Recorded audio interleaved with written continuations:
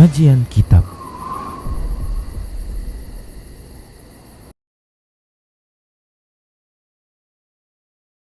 Assalamualaikum warahmatullahi wabarakatuh. Innal hamdalillah nahmaduhu wa nasta'inuhu wa nastaghfiruh wa na'udzu billahi min syururi anfusina wa sayyiati a'malina. May yahdihillah fahuwal muhtad wa may yudlil falan tajida lahu waliyyan mursyida.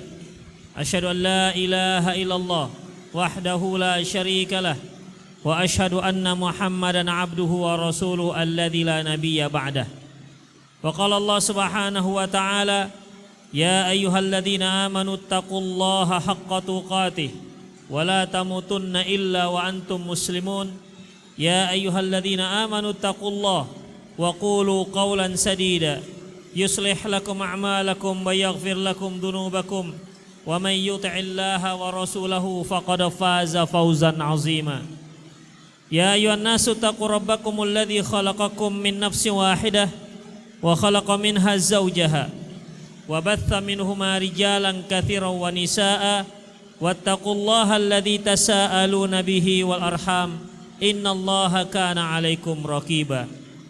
Amma ba'du, in astaqal hadithi kitabullah wa khairal hadi hadi Muhammad sallallahu alaihi wasallam wa syarrul umur muhdatsatuha wa kullu muhdatsatin bid'ah wa kullu bid'atin dhalalah wa kullu dhalalatin finnar.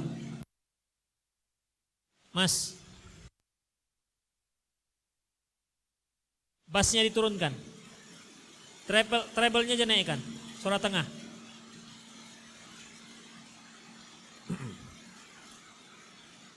Cek satu, cek satu, dua, cek, sip, mantap. Tes satu, oke. Babul qublatis sibyan, bab mencium anak kecil.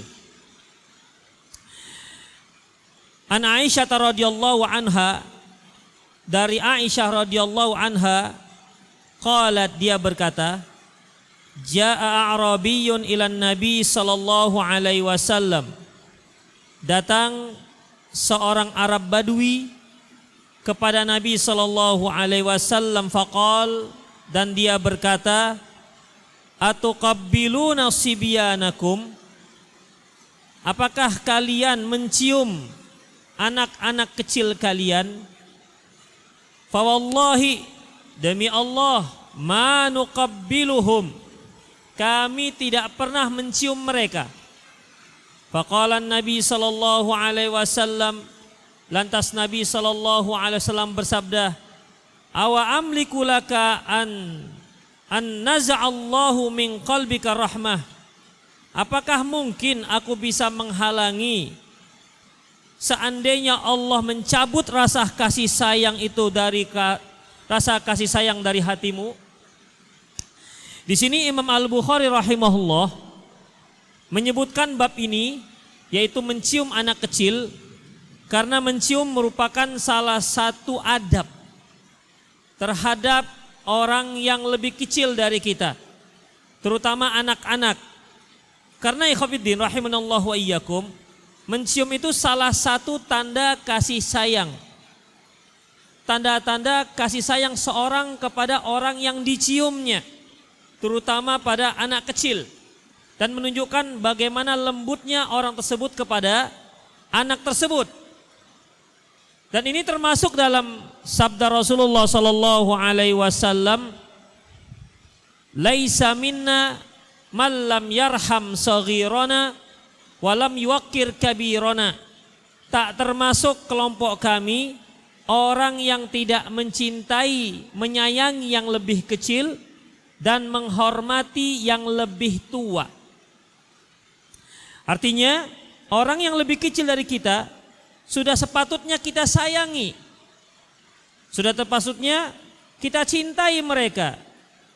Dan ini merupakan ciri-ciri umat Rasulullah sallallahu alaihi wasallam, sampai beliau mengatakan laisa minna, tidak termasuk kelompok kami, Malam yarham saghirana. Mereka yang tidak menyayangi orang yang lebih kecil. Walam yakir kabirona, dan tidak menghormati yang lebih tua. Kemudian di sini ikhwati fillah rahimanallahu wa iyyakum, perlu juga kita ketahui bahwasanya kalau kita lihat bahwa Rasulullah sallallahu alaihi wasallam orang yang sangat sayang dan sangat cinta dengan umatnya, terutama dengan keluarganya. Dalam sebuah hadis yang diriwayatkan oleh Imam Muslim, seorang sahabat pernah mengatakan bahwasanya ma ra'aitu ahadan arhamu bil iyali min Rasulillah sallallahu alaihi wasallam. Aku belum pernah ada orang yang lebih mencintai keluarganya melebihi Rasulullah sallallahu alaihi wasallam. Itulah beliau, seorang utusan Allah, pimpinan negara, panglima perang, namun dengan keluarganya, ketika dia berhadapan dengan keluarganya, ketika dia masuk ke rumah istri-istrinya, beliau tinggalkan semua atribut-atribut tersebut. Beliau menjadi seorang ayah, beliau menjadi seorang teman, dan beliau bisa menjadi seorang pembantu bagi keluarganya. Itulah Rasulullah sallallahu alaihi wasallam. Jadi khatibitin rahimani Allah wa iyyakum, ketika datang orang Arab Badui. Orang Arab Badui ini kalau kita katakan orang yang tinggal di pedalaman, bukan di kota. Biasanya yang tinggal di pedalaman ini sangat sedikit dakwah ke sana. Sedikit sekali ilmu. Jauh dari para duat dan jauh daripada para ulama. Oleh karena itu, mereka sedikit mendapatkan akhlak, sedikit mendapatkan uswah dari orang-orang yang sekitar mereka. Mereka lebih cenderung keras. Hati mereka lebih cenderung kasar. Ya, lebih cenderung kasar. Oleh karena itu Rasulullah pernah mengatakan, man bada jafa. Barang siapa yang tinggal di pedalaman jafa, mereka menjadi orang yang kasar. Karena mereka tidak pernah diajarkan bagaimana sikap lemah lembut terhadap sesama manusia. Mereka tidak pernah mendapatkan akhlak yang baik. Karena apa? Karena tinggalnya di pedalaman. Sampai-sampai dalam sebuah ayat Allah Subhanahu wa taala berfirman, surah At-Taubah ayat 97, Al-a'rabu asyaddu kufra wa nifaqa. Sesungguhnya orang Arab Badui itu adalah orang yang lebih parah kekufuran dan kemunafikannya. Ini disebabkan tadi itu jauh dari ilmu. Jauh dari ilmu, jauh dari majelis-majelis ta'lim, jauh dari para ulama. Karena memang apalagi kalau kita lihat orang-orang Badui, orang-orang Arab Badui yang tinggal di pedalaman, mereka itu hidupnya berpindah-pindah, nomaden, tidak menetap. Karena mereka berjalan bersama hewan-hewan ternak mereka. Di mana ada rumputan, disitulah mereka menetap. Apabila rumputannya habis, dia akan cari tempat yang lain. Begitulah ikhwatiddin. Otomatis dalam kondisi seperti ini, majelis taklim gak akan mungkin mereka bisa menghadirinya. Sedikit mereka bertemu dengan para ulama, sedikit mereka bertemu dengan para thalibul ilmi yang bisa dijadikan sebagai uswah, yang bisa dijadikan sebagai tauladan bagi mereka. Oleh karena itu ikhwatiddin, tabiat mereka itu lebih cenderung kepada kasar, lebih cenderung kepada liar, ya, liar ketimbang lemah lembut, apalagi susunan kata yang memang belajar untuk bersopan santun. Itulah ikhwatiddin. Al-a'rabu asyaddu kufra wa nifaqa. Termasuk juga kufur dan nifak ini kita ketahui tentunya dari cara belajar. Dari belajar tahulah kita bahwasanya yang begini kufur, yang begini munafik. Tapi karena mereka jauh dari ilmu, akhirnya asyaddu kufra wa nifaqa. Sangat parah, lebih parah lagi kekafirannya dan kemunafikannya. Wa ajadaru, lebih parah lagi, alla ya'lamu hududama anzalallah ala rasulihi. Lebih parah lagi, mereka tak tahu hukum-hukum yang diturunkan Allah kepada Rasulullah sallallahu alaihi wasallam. Itulah orang Arab. Namun semua ikhwatiddin, ya. Tidak semua orang-orang Arab Badui itu seperti itu. Karena ikhwatiddin ada di antara mereka orang-orang Arab Badui tapi bagus, ya. Bagus. Namun ikhwatiddin, mereka setelah mendapatkan pelajaran dari Rasulullah sallallahu alaihi wasallam. Taib, jarabiyun ilan Nabi sallallahu alaihi wasallam. Datang seorang Arab Badui kepada Nabi sallallahu alaihi wasallam. Faqala, dia berkata, atuqabbiluna sibyanakum? Apakah kalian mencium anak-anak kecil kalian? Pertanyaan ini ikhwatiddin, pertanyaan ingkari. Bukan jawabannya iya atau tidak. Apa kalian mencium anak-anak kalian? Begitu. Mengapa demikian ikhwatiddin? Karena mereka tak pernah mencium anak-anak mereka. Ya. Mereka tidak pernah mencium anak-anak mereka. Itu dia. Makanya mereka terheran-heran ketika melihat penduduk Madinah, melihat Rasulullah sallallahu alaihi wasallam mencium anak-anak. Mereka merasa anak-anak dicium. Mereka rasa geli gitu mencium anak-anak. Satu, atau mungkin merasa bahwa kalau anak-anak itu dicium, itu akan mengurangi wibawa orang tua terhadap anak-anaknya. Ini merupakan satu pemahaman yang jelas sangat keliru. Keliru. Kalau ada yang menyatakan, meyakini bahwasanya kalau kita mencium anak-anak kecil kita, hilang wibawa kita. Keliru ikhwatiddin. Karena ketika kita berhadapan dengan anak-anak itu, mereka tak perlu wibawa, tak perlu. Yang mereka perlukan adalah rasa kasih sayang. Mereka ikhwatiddin, anak-anak kecil, kalau kita sayangi mereka, mereka merasa. Makanya kalau sekali dua kali dia tandain kita, walaupun anak-anak, walaupun mungkin masih usia 1 tahun, ketika mereka rapat dengan kita, kita sayang mereka, kita cium mereka, mereka tidak akan canggung dengan kita. Berarti mereka merasakan apa yang kita berikan kepada anak-anak tersebut. Dan juga mereka bisa nangis ketika dia melihat ini orang kok kasar misalnya. Ya, gendongnya nggak empuk, kan ada orang yang memang nggak pandai gendong anak-anak. Jadi kalau anak-anak digendongnya sebentar, keseleo itu anak, karena nggak pandai gendong. Ada juga akhwat seperti itu, nggak pandai gendong. Ya, pandainya itu cuman bebedak aja, ada yang seperti itu. Gendong anak nggak pandai, pakai lipstik pandai dia, ya bebedak pandai. Tapi kalau gendong anak nggak pandai, masak nggak pandai, ya paling yang pandai masak air lah, itulah dia. Itu pun mungkin gosong karena ditinggal. Ada yang seperti itu ikhwatiddin. Tapi kalau dandan, masya Allah, blush on, lipstick, maskara, macam-macam bisa. Ada jenis itu ikhwatiddin. Memang orang yang memang senang dengan anak-anak, baik yang laki-laki maupun yang perempuan. Ada yang senang dengan anak-anak. Ada yang seperti itu. Dan itu nggak dibuat-buat. Ada juga yang dibuat-buat.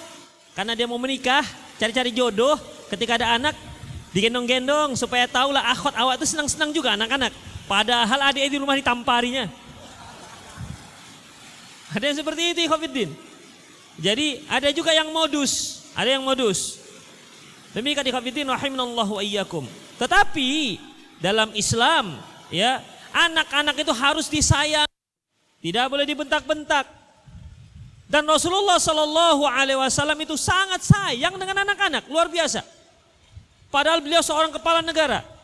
Kalau beliau berpapasan dengan anak-anak, beliau yang pertama mengucapkan assalamualaikum. Begitu ikhwatiddin. Pernah satu kali beliau berpapasan dengan anak-anak sedang main-main, kemudian beliau mengucapkan assalamualaikum. Kemudian beliau menangkap pintu anak-anak. ditangkap-tangkapin Rasulullah. Anak pun berlarian gitu, senang dikejar Rasulullah SAW. Coba bayangkan. Nah, pernah antum main alif dengan anak-anak? Nggak pernah kan? Mana ada ustadz main alif dengan anak-anak? Belum pernah ada sejarahnya. Tapi Rasulullah SAW ternyata itu memang idola dari mulai anak-anak sampai orang tua. Itulah Rasulullah. Memang sosok yang luar biasa. Ya, sosok yang luar biasa. Itulah Rasulullah sallallahu alaihi wasallam. Kemudian ikhwatiddin rahimanallahu wa iyyakum. Fa wallahi ma nuqabbiluhum. Kata si Arab Badui, demi Allah kami tak pernah mencium anak-anak. Ngapain anak-anak dicium? Ngelunjak nanti dia. Dikasih kaki apa? Dikasih kaki minta paha gimana? Hah? Kasih jantung bisa jantung. Begitu ikhwatiddin. Ngelunjak nanti dia, enggak usah cium-cium. Begitu. Ya memang ada juga jenis itu ikhwatiddin, anak-anak yang kalau kita terlalu dekat, terlalu suka canda dengan dia, dibawa gamenya kita. Ada yang seperti itu. Hilang rasa hormat dia kepada kita. Makanya juga tidak sembarangan asal-asal dekat. Kita juga harus jaga. Boleh mencium mereka, tapi tetap jaga kita itu orang yang lebih besar. Jangan sampai saking seringnya kita diganggu, kita mengganggu mereka. Saking seringnya kita candain mereka, mereka tidak lagi hormat dengan kita. Bisa nggak seperti itu? Bisa ikhwatiddin. Ya, bisa seperti itu. Makanya dalam Islam, ya, Islam itu ummatun wasata, umat pertengahan. Tidak boleh ifrat dan tidak boleh tafrit, tetap pertengahan. Sayangi anak-anak, tapi jangan bercanda berlebihan.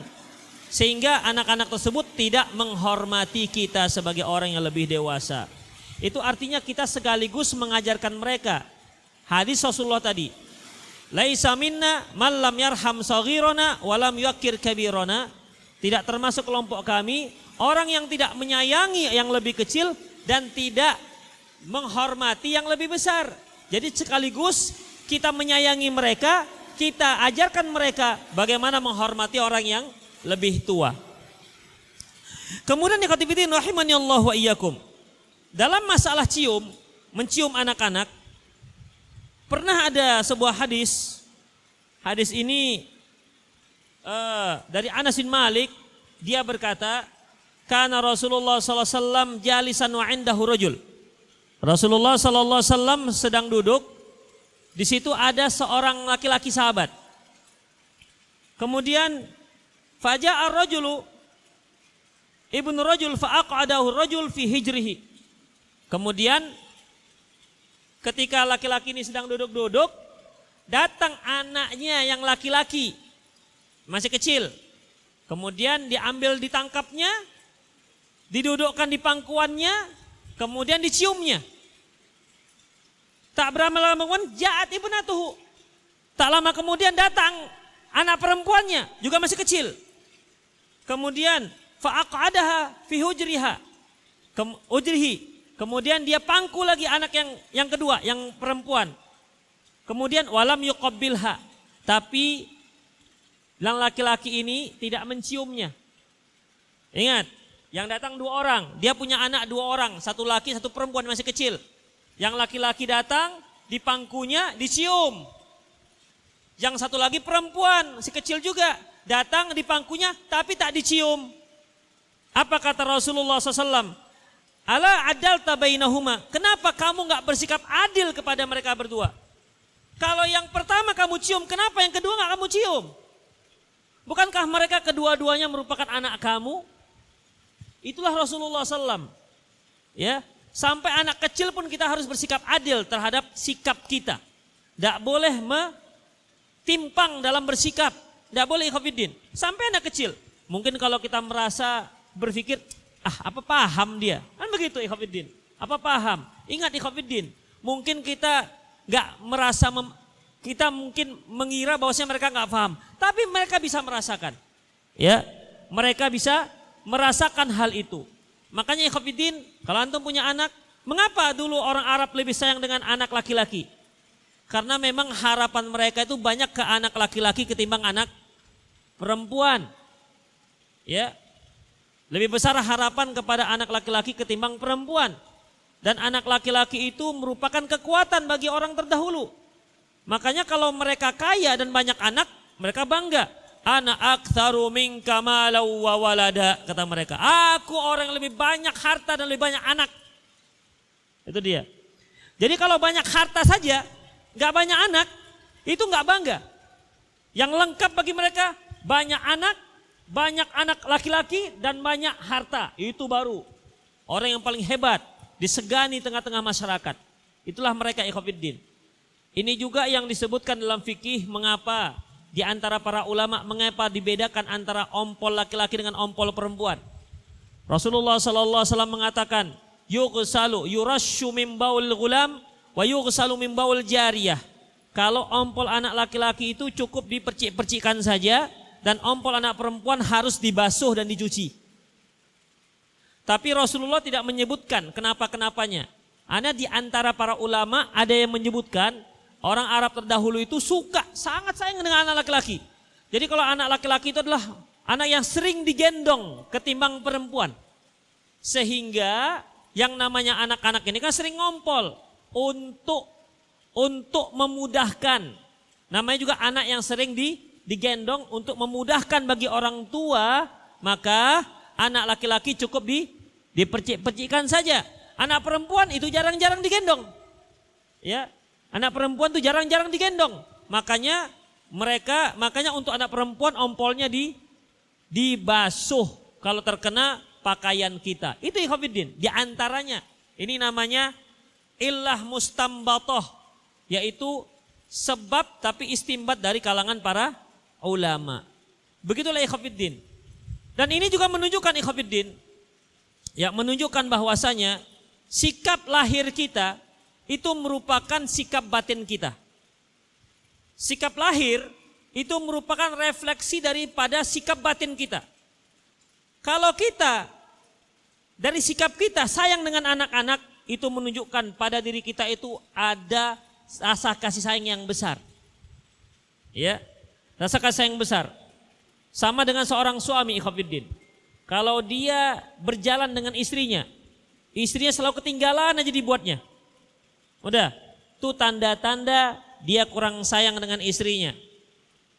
Tapi kalau istrinya enggak pernah misalnya istrinya berada di belakang, selalu digandeng dengan dia misalnya. Itu tanda-tanda. Ya, tanda-tanda dia sangat menyayangi istrinya. Jadi kalau antum melihat ada istri yang di belakang ketinggalan terus, antum jangan nyalip ya. Itu ikhwatiddin, itu tanda-tanda. Ya, tanda-tanda. Itu merupakan refleksi dari dalam batinnya. Ya. Makanya kalau nggak bisa bareng jalannya, ini tanda-tanda ini. Ya, merupakan sebuah tanda-tanda. Beda halnya ada satu hal lagi. Dia punya anak 2. Ketika berjalan, istrinya satu gendong anaknya, tangannya, satu lagi megang anaknya. Suaminya ngapain? Suami main HP sambil jalan. Itu tanda-tanda juga itu. Itu suami yang harus dikader berat itu. Harus ditatar, diisolir, kemudian dikader. Bagaimana jadi seorang ayah yang baik. Itu ikhwatiddin, rahimani Allah wa iyyakum. Nah, tapi ingat, itu akan muncul dari hati yang paling dalam. Itu dia. Kalaupun dia acting, pas kajian aja dia mau mangku. Di rumah tak ada mau mangku. Kalau pas kajian, anak kesayang. Ya, itu nggak lama. Nanti satu hari akan ketahuan. Kenapa? Memang itu bukan dari hati. Bukan dari hati. Tapi yang dari hati sampai kapanpun dia tetap begitu. Itulah ikhwatiddin, rahimani Allah wa iyyakum. Jadi ikhwatiddin, sikap kita itu merupakan cermin, refleksi dari batin kita. Makanya Rasulullah SAW mengatakan, awa amliku laka an naza'allahu min qalbika rahmah. Aku nggak bisa menghalangi kalau Allah ingin mencabut rasa kasih sayangmu dari hatimu. Itulah ikhwatiddin. Artinya ikhwatiddin, ketika seorang ayah senang menciumi anak-anaknya, itu tandanya dia sayang dengan anaknya. Ya sayang anaknya. Tapi kalau dia nggak pernah mencium, setahun 3 kali lah paling, misalnya, bisa dijadwal. Udah, itu tandanya dia kurang sayang. Ya. Kalau emaknya gimana? Itu emaknya kan kita nggak tahu. Ya, kalau emaknya kan ada tempat-tempat khusus. Kalau anak-anak ini. Dan kalau kita lihat ikhwatiddin rahimanallahu wa iyyakum, Rasulullah sallallahu alaihi wasallam itu ya dia bisa menangis di saat mendengar cucunya meninggal. Menangis. Sampai-sampai Sa'ad bin Abi Waqqas pernah bertanya. Salah seorang cucu beliau meninggal, kemudian Rasulullah menangis. Sa'ad bertanya, "Ma hadza ya Rasulullah?" Apa ini Rasulullah? Maksudnya, kok nangis ya Rasulullah? Begitu. Seolah-olah itu beliau mengingkari, ya Anda seorang Rasul masa begini aja sampai nangis? Itulah kira-kira. Rasulullah katakan ini tanda-tanda kasih sayang. Ya, tanda-tanda kasih sayang. Lantas beliau mengatakan, man la yarham la yurham. Barang siapa yang tidak menyayangi, maka dia tidak akan disayangi. Barang siapa yang tidak menyayangi, maka dia tidak akan disayangi. Syekh Abdul Razak hafizahullah mengatakan tentang kublah. Kublah itu ikhwatiddin, kalau kita kan kata-kata mencium itu ada 2. Mencium dengan hidung, mencium dengan mulut. Itu dua-dua mencium. Dalam bahasa Arab, kalau mencium dengan hidung itu namanya syam. Syam namanya, mencium dengan hidung. Tapi kalau dengan bibir itu namanya kublah. Taib. Kata Syekh Abdul Razak bin Abdul Muhsin Abbad Al-Badr, beliau mengatakan tanda-tanda seorang yang dia ciumannya itu menunjukkan kasih sayang apabila dia berada di atas fitrah, di atas sunnah fitrah. Apa itu sunnah fitrah? Yaitu mereka yang merapikan kumisnya. Udah. Karena banyak kaum muslimin, ada manusia-manusianya di mana kumisnya itu dibiarkan panjang sampai menutupi bibir atas. Ya kan? Sehingga kalau minum kopi nggak perlu saringan. Sudah tersaring dengan kumis. Baik. Kalau seorang merapikan kumisnya, tentunya bibirnya kelihatan. Dengan demikian, kalau dia mencium anaknya, bibirnya terkena ke pipi. Atau bibirnya terkena ke bibir si anak. Dia merasakan kelembutan itu. Tapi coba kalau kumisnya itu panjang sampai menutupi bibir atas. Itu dia nggak merasakan kasih sayang. Tapi merasa malah menyakiti. Apalagi tengok begitu cium, tengok kumisnya. Demikian ikhwatiddin. Ya, ini yang disebutkan oleh Syekh Abdul Razak bin Abdul Muhsin Abbad hafizahullah. Ikhwatiddin rahimani Allah wa iyyakum. Kemudian dan hadis ini juga menunjukkan keutamaan mencium anak-anak. Ya. Keutamaan mencium anak-anak. Dan menunjukkan juga sebagai sebagai contoh ataupun sebagai celaan terhadap para orang tua yang tidak mencium anaknya. Ya, pada orang tua yang tidak mencium anaknya. Mengapa demikian? Rasulullah katakan, apa kamu gak khawatir kalau Allah mencabut rasa kasih sayang dari hatimu? Kalau seorang sudah dicabut oleh Allah rasa kasih sayang di hatinya, otomatis akan yang muncul itu hanya kekasaran, hilangnya kelembutan. Ini juga termasuk ikhwatiddin, karena sikap kita merupakan refleksi dari hati kita, dari batin kita. Ya, ini juga yang termasuk dalam sabda Rasulullah. Ala inna fil jasadil mudghah. Ketahuilah bahwasanya Di dalam jasad kita itu ada segumpal daging. Idza saluhat saluhal jasadu kulluh. Apabila baik maka baiklah semua jasadnya. Wa idza fasadat fasadal jasadu kulluh. Dan apabila rusak maka rusaklah seluruhnya. Ala wahya qalbu, dia adalah hati. Jadi apabila seorang dalam hatinya tidak ada rasa kasih sayang pada anak-anak, maka dia tak akan mau mencium anak-anak. Ya, dia tidak akan mau mencium anak-anak. Tapi kalau ada, maka akan muncul dari gerak-geriknya dan tindak tanduknya.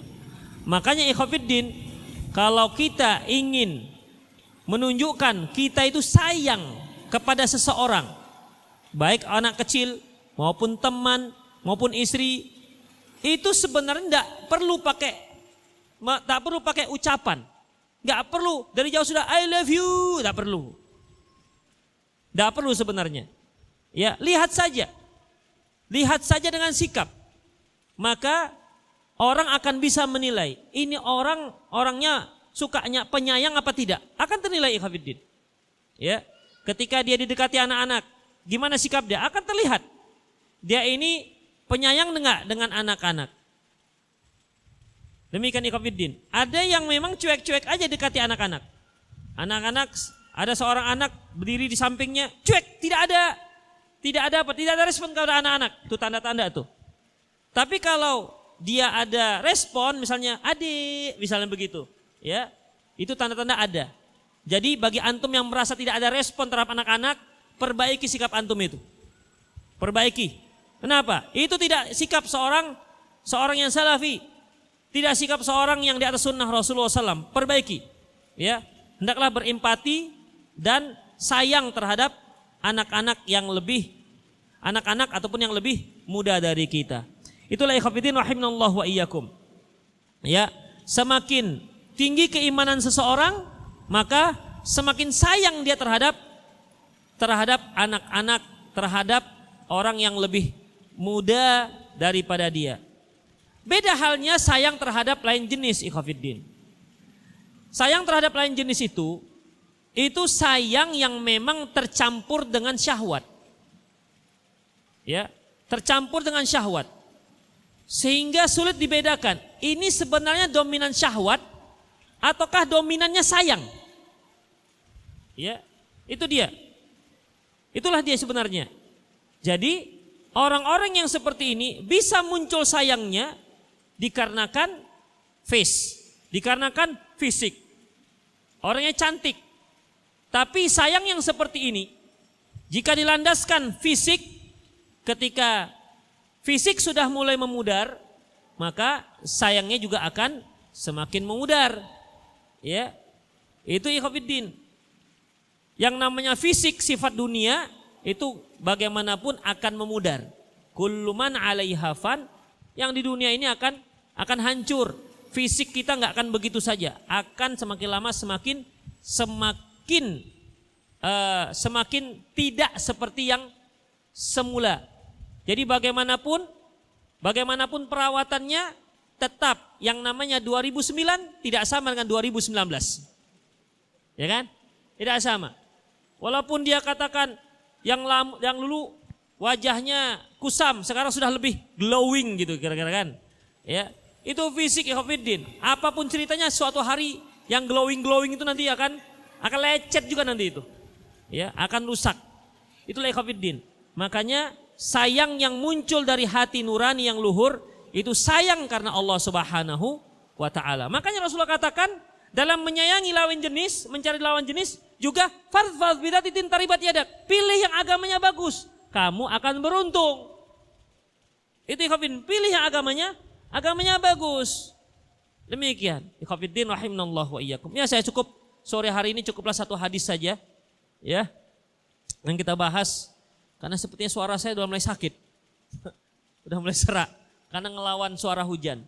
Demikianlah ikhwatiddin, lebihan kurang mohon maaf. Aku qouli hadza wa astaghfirullah li wa lakum wa lisal muslimin innahu wal ghafur rahim.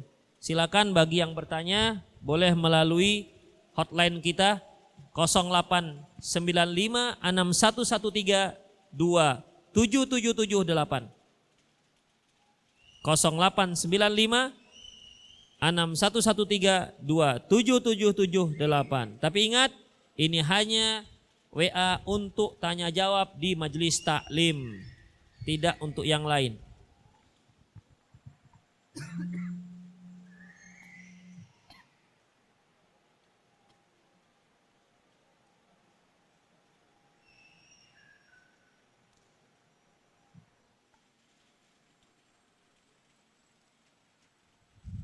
Iya, udah langsung banyak, insya Allah.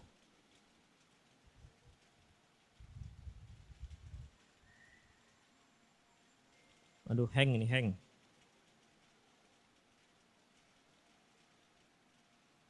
Taib, assalamualaikum Ustaz. Masya Allah, panjang kali ha. Satu double plio. Jangan panjang-panjang lah akhwat. Habis waktu kita. Saya baca yang lain ya.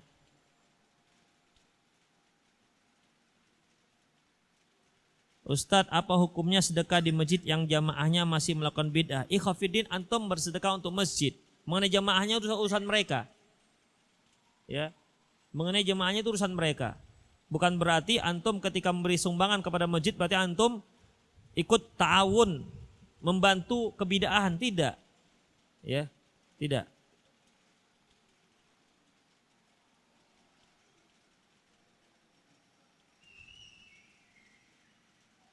Ustadz, bagaimana tata cara buang hajat Rasulullah Sallallahu Alaihi Wasallam? Adab buang hajat Rasulullah Sallallahu Alaihi Wasallam. Pertama, mulai dari masuk ke dalam WC dengan melangkahkan kaki kiri terlebih dahulu. Sebelumnya ucapkan apa? Allahumma inni a'udzubika minal khubusi wal khaba'is. Tapi sebelumnya ucapkan bismillah. Bismillah. Allahumma inni a'udzubika minal khubuthi wal khaba'is. Minal khubuthi wal khaba'is. Karena bismillah itu untuk menutupi aurat kita ketika kita membuka aurat dalam WC. Karena nggak mungkin kita ke dalam WC itu nggak buka aurat. Gimana caranya? Apa ada resleting khusus? Resleting khusus begitu. Tetap terbuka juga. Demikian ikhwatiddin. Jadi dengan membuka aurat, dengan membaca bismillah, maka aurat kita akan tertutup dari pandangan jin. Itu dia. Kata bismillah. Bismillah. Allahumma inni a'udzubika minal khubuthi wal khaba'is. Kemudian ya jongkok. Jongkok. Kalau dia WC duduk, jangan jongkok. Ya. Kalau WC duduk, antum jangan jongkok di situ. Mana yang punya WC? Udah. Jongkok. Kemudian tepatkan di lubang. Jangan di luar lubang.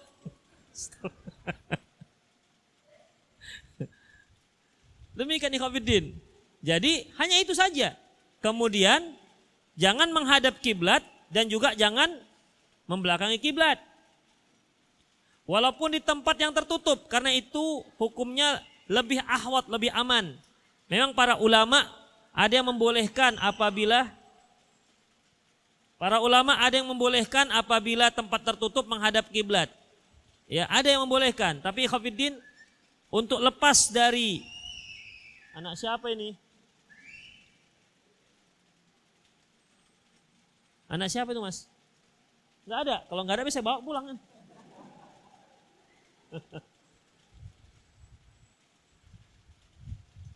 Memang para ulama ada yang mengatakan boleh. Tapi ikhwatiddin, agar kita terlepas dari khilafiyah para ulama, jangan menghadap kiblat dan jangan membelakangi kiblat. Itu saja. Udah? Antum banyak-banyaklah keluarkan. Udah? Kemudian keluar. Sudah. Langkahkan kaki kanan keluar, kemudian ucapkan ghufranaka. Itu dia. Jangan lupa istinja ya. Antum pukul keluar aja. Istinja dulu, jangan istinja. Istinja sampai bersih, baru kemudian itu dia. Keluar. Jangan dulu. Pakai lagi kain sarungnya, kain celananya, baru keluar.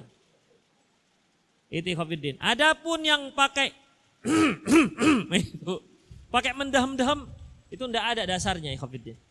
Ya, enggak ada dasarnya. Kemudian ada lagi yang cara jongkoknya dia duduk di atas kaki kirinya.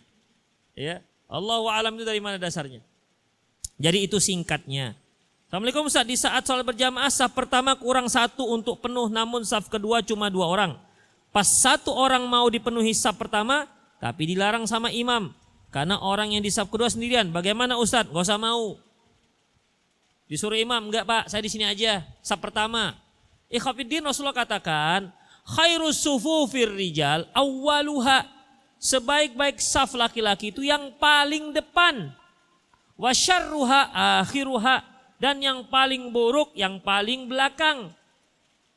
Jadi saf yang paling bagus pertama, nomor 2, 3, dan keempat. Dan ingat, di saf pertama itu ada yang lebih bagus, yaitu yang sebelah kanan.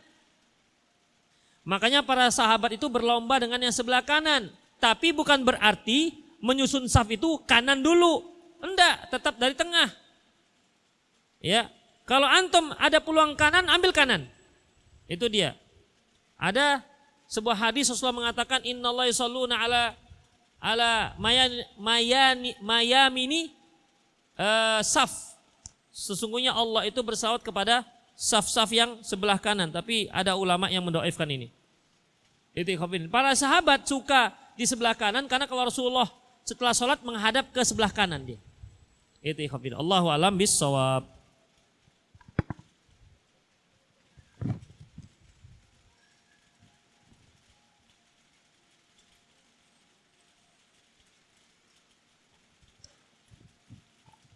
Assalamualaikum Ustaz.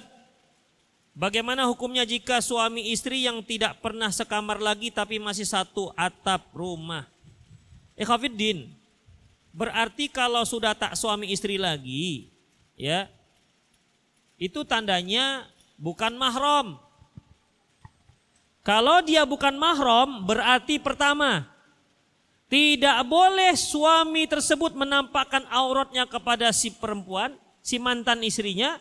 Si istri juga tak boleh menampakkan auratnya di hadapan mantan suaminya. Jadi nggak boleh dia lagi keluar dari kamar hanya pakai anduk doang masuk ke dalam WC. Sementara itu ada laki-laki yang mantan suaminya yang bukan suaminya lagi.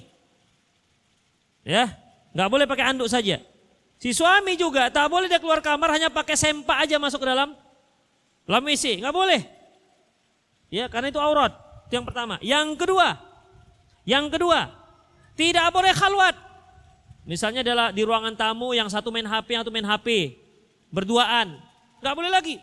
Tapi Ustadz kan gak ada yang namanya rasa-rasa. Walaupun sudah mati rasa, tetap tidak boleh berduaan. Ya, karena Rasulullah katakan, la yakhluwanna al-mar'atu, la yakhluwanna rajul bi imra'atin illa thalithuhuma syaitan. Tidaklah seorang wanita, seorang laki-laki berdua-duaan dengan seorang wanita kecuali yang ketiganya setan. Jadi nggak dibolehkan. Ya, dalam kondisi seperti itu bisa saja waktu jadi suami istri nggak ada rasa, tapi ketika sudah enggak ada mulai rasa-rasa. Maka ikhwatiddin itulah dia. Tapi kalau sekedar atap-atap aja nggak ada masalah. Tapi ingat, bisakah dia menjaga auratnya? Di antara aurat yang paling sulit dijaga oleh perempuan adalah telapak kaki. Banyak kita lihat pakai jilbab gede, tapi telapak kakinya masih kelihatan. Padahal kaki itu sepakat para ulama adalah aurat. Jadi ikhwatiddin, kalau dia satu atap dengan suaminya, berarti keluar kamarnya sudah harus pakai kaos kaki. Siap apa enggak? Itu ikhwatiddin. Ya, siapa apa enggak dia? Gak usah nengok-nengok suami lagi. Ini suaminya lewat ditengokin, ya tetap dosa jadinya. Kenapa? Karena bukan suaminya lagi. Siap apa enggak? Kalau enggak siap, pindah ke tempat yang lain. Apakah ada yang seperti ini Ustadz? Ada. Saya aja tahu ada. Ya, karena demi anak-anak satu. Yang kedua, apalagi Khafiddin, supaya untuk menghindari komentar negatif dari masyarakat.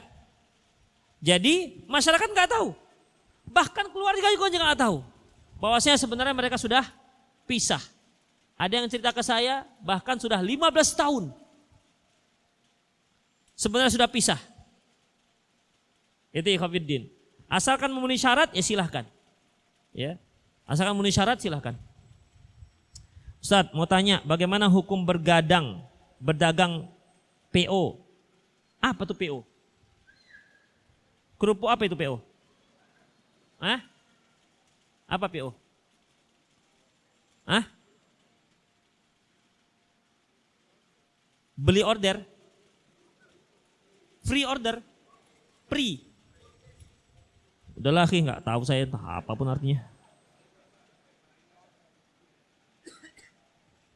Bagaimana hukumnya kita tak sengaja menabrak kucing atau hewan yang lain ketika itu kucing mati? Pemahaman bagi orang ada yang bilang kita menguburnya. Enggak ada, ikhwaf, itu khurafat.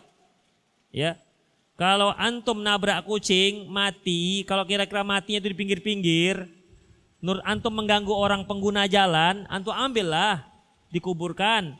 Bukan dikarenakan takut kualat, tapi mengganggu pengguna jalan yang lain. Itu dia. Karena kan Rasulullah mengatakan al-imanu bid'u wa sab'una syu'bah. Iman itu 73 cabang. Fa'ala qaulu la ilaha illallah. Yang paling tinggi adalah ucapan la ilaha illallah. Wa adanaha imatatul adza 'anit thariq. Dan yang paling rendah adalah menyingkirkan gangguan dari pengguna jalan. Itu dia.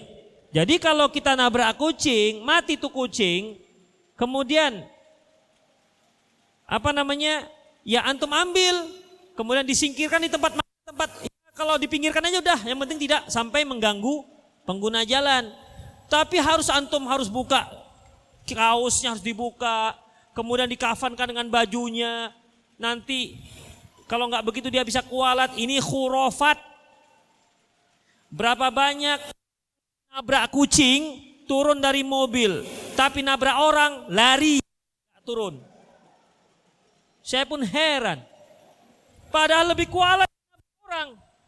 Orang itu ditabrak ada masalahnya nanti. Dia punya keluarga, punya segala macam. Kucing tak punya keluarga. Jangan-jangan jandanya dia nggak punya anak. Itu kucing. Atau jangan-jangan masih jomblo. Kalaupun mati dia nggak ada yang nangisin. Iya kan? Demikian ikhwatiddin. Jadi itu khurafat semuanya. Tidak ada dalam hadisnya.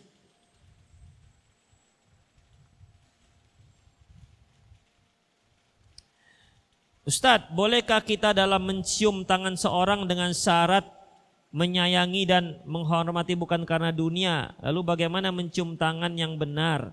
Meletakkan tangan di kening? Pokoknya cium saja. Kita ikhwatiddin di Indonesia itu memang macam-macam mencium itu. Seperti cipika-cipiki, gitu kan?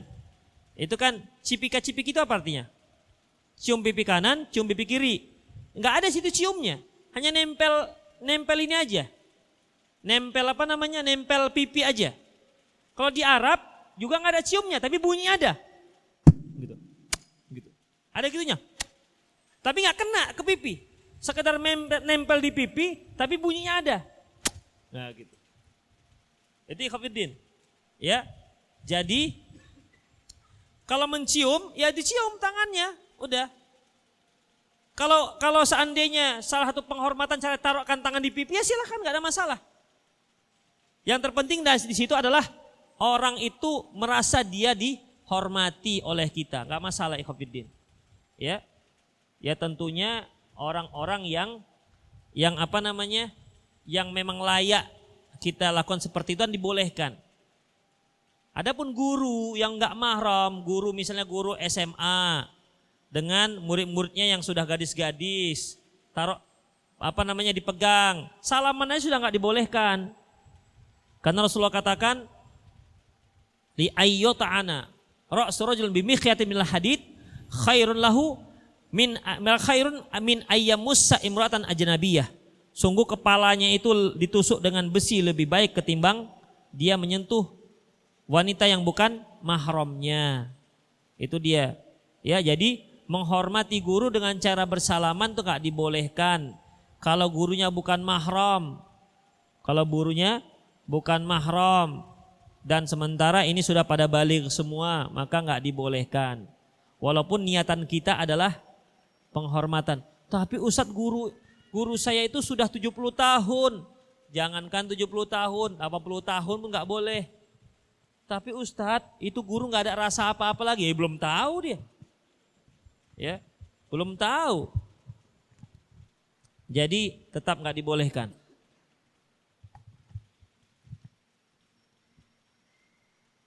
Ustadz, mau bertanya mengenai masalah kalau kita pergi berumroh.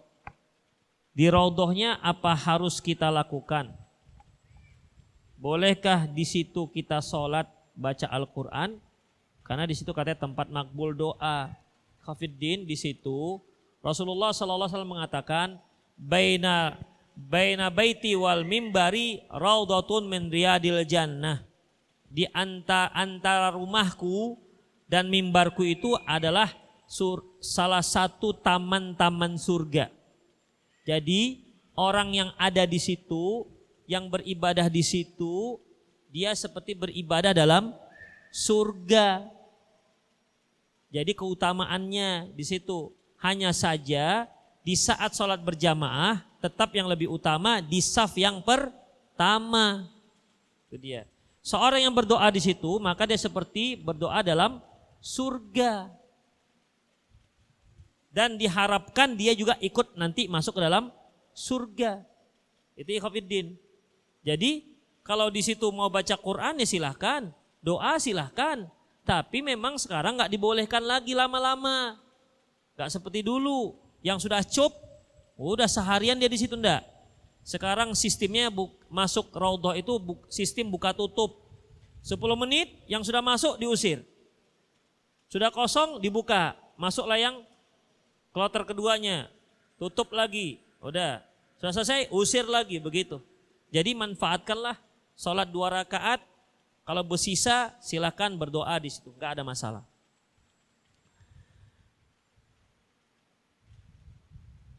Ustadz, bolehkah saya memaksa paman saya untuk cepat menyelesaikan amanah dia? Ustadz, bolehkah saya memaksa paman saya untuk cepat menyelesaikan memberi hak waris saya karena saya ingin melaksanakan umroh? Boleh, nggak ada masalah. Itu hak antum. Kan sering saya bilang, kalau kita punya harta dan saat itu nyawa kita sudah di tenggorokan atau sudah lepas, ketika lepas nyawa kita dari tenggorokan kita, maka otomatis yang kita miliki itu sudah berpindah haknya kepada ahli waris. Makanya Allah yang tentukan bahagian-bahagiannya. Tidak boleh tunda-tunda sebenarnya. Nantilah untuk masalah ini segala. Enggak ada ikhwatiddin kalau sudah diminta ahli warisnya. Berikan. Tidak ada yang boleh menahan, itu hak dia. Sama seperti misalnya, antum pinjam duit saya 100 juta. Kemudian saya bilang, mana duit saya? Pulangkan. Ya harus dikembalikan. Karena itu punya saya. Demikian juga ahli waris, demikian juga warisan. Kalau kita sudah lepas nyawa kita dari tenggorokan, otomatis yang kita miliki itu sudah menjadi hak ahli waris. Makanya Allah sebutkan, bagi kalian para kaum istri, kalau yang meninggal itu punya anak, kalian hanya dapat 1/8. Kalau anak laki-laki, dia dapat asobah. Kalau ada pamannya yang kandung, paman. Maka kalau ada anak laki-laki, paman gak dapat. Kok paman pula yang nahan-nahan? Gak dapat si paman kalau ada anak laki-laki. Begitu ikhwatiddin. Lain halnya kalau anak laki-lakinya ini masih anak-anak. Kan gak mungkin dikasih duit 100 juta. Nanti dibelikan kerupuk semua. Itu ikhwatiddin. Jadi tetap maslahatnya maslahat kepada si anak. Itu dia. Kecuali kalau di sana ada hutang. Maka hutang si mayit diselesaikan dulu. Yang kedua, kalau seandainya tidak ada, misalnya biasanya kan ada dari STM memberikan uang untuk penyelenggaraan. Gak ada, udah diambil dari uang si mayit. Kemudian apa lagi? Hutangnya dibayarkan. Kemudian wasiatnya telah selesaikan. Sisanya dibagi-bagikan pada ahli waris. Itu ikhwatiddin. Jadi kalau antum bilang, tolonglah paman cepat dibagi. Boleh, silahkan. Itu hak antum, bukan hak si paman.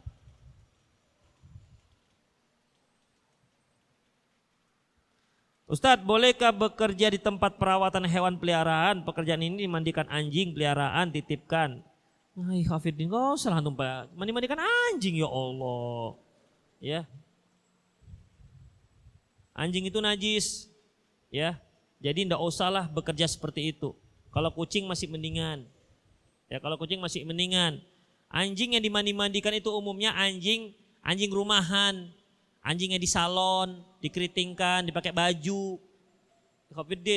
Itu anjing yang kalau kita pelihara di rumah kita, manik tanah kalban. Barang siapa melihara anjing maka setiap hari berkurang pahala kita 1 kirot. 1 kirot itu sama dengan sebesar gunung Uhud.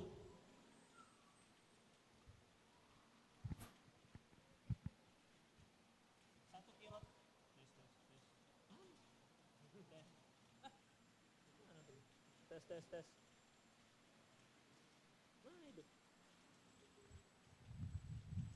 1 kirot itu sama dengan sebesar gunung Uhud. Jadi tidak usahlah kerja di situ. Apa haram Ustaz? Saya nggak berani katakan haram. Ya, nggak berani katakan haram. Kalau dikatakan haram juga dilarang juga bisa karena itu anjing yang nggak boleh dipelihara. Anjing yang boleh dipelihara itu anjing yang berburu. Tapi kan biasanya anjing-anjing rumahan. Atau antum gini aja, antum spesialis mandikan kucing gitu aja udah. Ya kalau antum sebagai pegawai bilang ke atasan, Pak saya bagian khusus kucingnya Pak ya. Gak apa-apalah gaji saya sebulan rendah-rendah gak apa-apa, 3 juta gak apa-apa sebulan, tapi khusus kucing aja. Udah gitu. Ustadz saya ingin menikah, tapi orang tuanya masih belum menyetujuinya. Tapi terlalu banyak hal yang harus ditahan karena banyak maksiat berkeliaran di sana sini. Bagaimana tanggapan Ustadz? Saya ingin menikah tapi orang tuanya masih belum menyetujuinya. Berarti orang tuanya di sini maksudnya orang tua si akhwat ya. Antum mau menikah tapi orang tua si akhwat belum setuju dengan lamaran antum. Begitu maksudnya? Mana yang bertanya ini? Kalau memang itu yang dimaksud, sementara antum sudah kepingin menikah, antum melamar seorang akhwat, belum disetujui oleh ayahnya, kalau antum lagi mana? Antum mau menikah, melamar seorang akhwat, gak setuju ayahnya, apa antum buat? Cari yang lain kok, gimana? Memang cuma 1 perempuan di dunia ini, Masya Allah. Ikhwafidin bisa pilih antum. Tinggal pilih, mana yang mau dia, syukur-syukur dia mau, kalau gak mau cari yang lain. Kenapa sih susahnya? Yang susah itu kan kalau sudah jatuh cinta, itu repotnya. Enggak Ustadz, saya nggak bisa hidup tanpa dirinya Ustadz. Mendingan saya jatuh dari pohon ketimbang saya tanpa dirinya. Ini kan filosofi orang-orang yang nggak punya semangat hidup. Kenapa kok harus dia? Memang nggak ada akhwat yang lain. Ustadz dia tuh manis sekali. Manis sekali itu karena sudah cinta itu. Memang terbuat dari gula apa dia rupanya? Sampai manis sekali. Jadi Hafidin sudahlah. Kalau dia nggak setuju sementara antum kepingin cepat nikah, cari yang lain. Gak 1 kembang di taman. Kalau gak ada yang merah, cari yang kuning. Kalaupun gak ada yang kuning sedang mekar, cari yang sedang pentil. Kan ada. Demikian. Sudah antum sunting yang masih kuncup, siram. Suatu hari dia akan mekar. Dipupuk dia, disirami. Begitu Ikhwafidin. Ngapain kalau gak setuju? Ditunggu. Nah kalau kamu mau juga anak saya, tunggulah 5 tahunnya. Tidaklah ya bilang. Saya cari yang lain, gitu Ikhwafidin. Ya, itu. Jadi jangan tahan-tahan. Cari yang lain. Tapi Ustadz, yang lain belum dapat. Cari. Usaha dan doa. Dan hubungi dealer-dealer terdekat di kota Anda. Jangan galau Ikhwafidin ya, jangan galau. Kemarin lihat di channel Rosyad TV minggu lalu ada kajian sirah baru pertemuan pertama. Apa ini? Oh nggak tahu saya. Assalamualaikum Ustaz. Mohon kepada Ustaz untuk menjelaskan hukum dari musik. Antum lihat saja di YouTube ada 3 udah kajian saya di situ. Karena musik itu jelasnya 1 hadis. Saya kuna min ummati yastahillunal hir wal harir wal khamar wal ma'azib. Nanti akan muncul kaumku yang menganggap halal, yang menghalalkan zina, sutra, khamar dan musik. Berarti Khafidin kalau dikatakan yang menghalalkan musik, berarti hukum asalnya haram. Yang menghalalkan khamar, berarti hukum asalnya haram. Adapun Ibnu Hazm rahimahullah yang mendoaifkan hadis ini karena dikatakannya Ammar bin Hisham Imam Bukhari tidak bertemu dengan Ammar bin Hisham. Ini pernyataan yang keliru dari Ibnu Hazm rahimahullah. Karena hadis ini diriwayatkan oleh Imam Bukhari dan semua para ulama sepakat bahwasanya benarnya Imam Bukhari bukan Ibnu Hazm. Dan mengenai musik haram itu ikhwatiddin sudah sepakat para ulama 4. Tapi itulah kita kalau udah susah untuk mencabut musik, cari-cari yang mana ulama Imam Syafi'i mengatakan sudah haram. Carilah yang bermadzhab Syafi'i. Oh dapat, berkata Al-Banjari. Al-Banjari mengatakan halal. Cari-cari, Masya Allah. Mana yang mengatakan halal? Kalau antum mencari-cari yang halal, ikhwatiddin, mut'ah itu juga ada yang menghalalkan. Dari kalangan Ahlus Sunnah ada. Assalamualaikum Ustaz. Saya mau tanya, kan bapak saya masih merokok Ustaz. Kok merokok Ustaz? Mau tanya Ustaz, kan bapak saya masih merokok Ustaz. Oh, masih merokok Ustaz. Dan kadang bapak ana menyuruh ana membelikan rokoknya, apakah ana harus mentaati perintahnya? Tidak. Enggak, jangan. Fata'awanu 'alal birri wat taqwa wa la ta'awanu 'alal itsmi wal 'udwan. Saling tolong menolong dalam perbuatan baik dan kebaikan dan ketakwaan, jangan tolong menolong dalam masalah dosa dan permusuhan. Enggak dibolehkan. Kalau antum diminta untuk beli rokok, katakan, "Ya, kalau rokok saya enggak mau."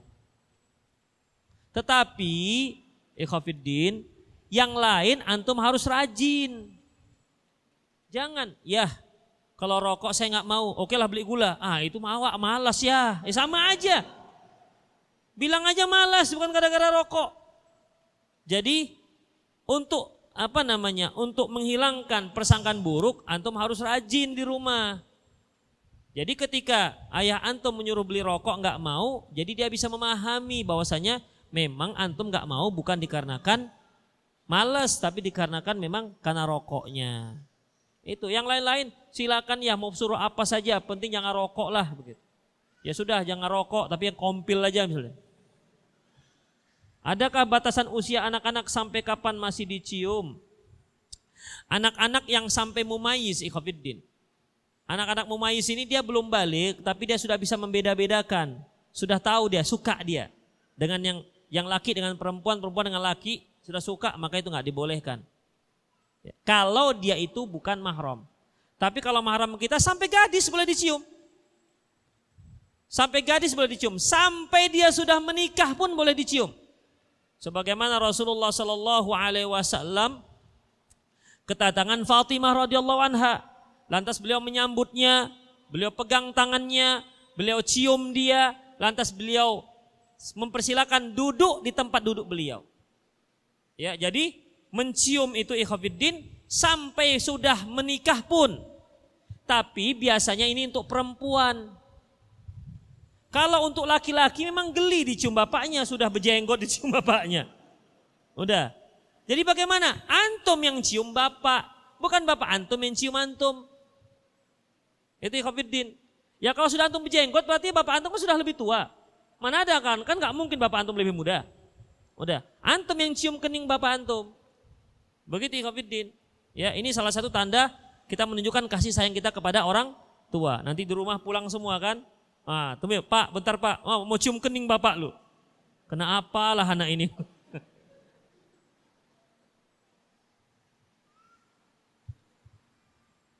Bagaimana hukumnya jual botot? Apakah uang hasilnya termasuk halal?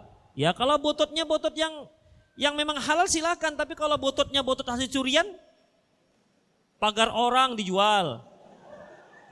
Iya, saya pernah kehilangan pintu pagar sekolah. Pagi-pagi loh, mana pintu pagarnya hilang? Ya, itu. Jadi ya nggak dibolehkan, itu sudah penadah namanya. Tapi kalau yang halal nggak masalah. Assalamualaikum Ustaz, Ana Rudi dari Pekanbaru mau tanya apa saja yang perlu dilakukan oleh seorang pendidik orang tua agar dia selalu memperoleh kesabaran, tidak mudah marah dan mendidik anaknya. Jazakallahu khairan. Aduh, antum bertanya susah-susah ini. Ikhwatiddin, rahimani Allah wa iyyakum. Agar mendidik anak tidak emosi. Itu bagaimana? Pertama, antum doa kepada Allah.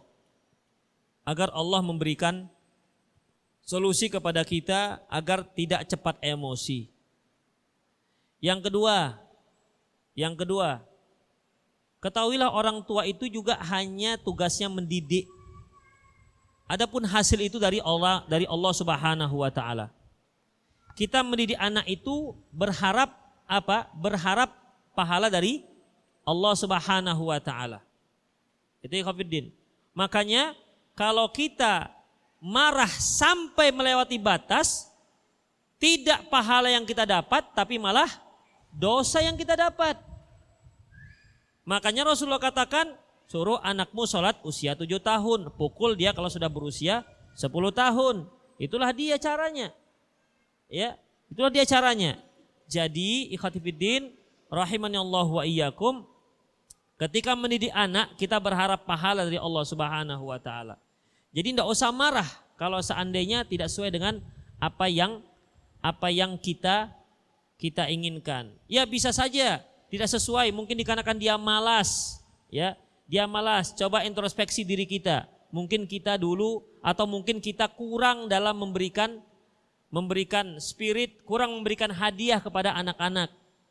Karena anak-anak itu tidak bisa hanya kita disuruh, tapi beri dia hadiah. Mungkin cara kita belum mengena di hatinya. Namanya juga anak-anak, kasih dia hadiah. Itu dia antaranya. Allahu a'lam bishawab. Ikhwatiddin, karena sudah ada yang nangis, maka ya kasihan itu yang orang tuanya kan, nanti nggak bisa mendekapnya gitu kan. Udah. Demikian ikhwatiddin, rahimani Allah wa iyyakum. Afwan belum bisa banyak terjawab, ini banyak sekali yang masuk. Semoga apa yang kita bahas bermanfaat. Insyaallah kita sambung pada kajian yang akan datang, masih dalam masalah satu hadis lagi terkait dengan masalah bab mencium anak-anak. Demikian aku qouli hadza wa astaghfirullah li wa lakum wa lisal muslimin innahu wal ghafurur rahim.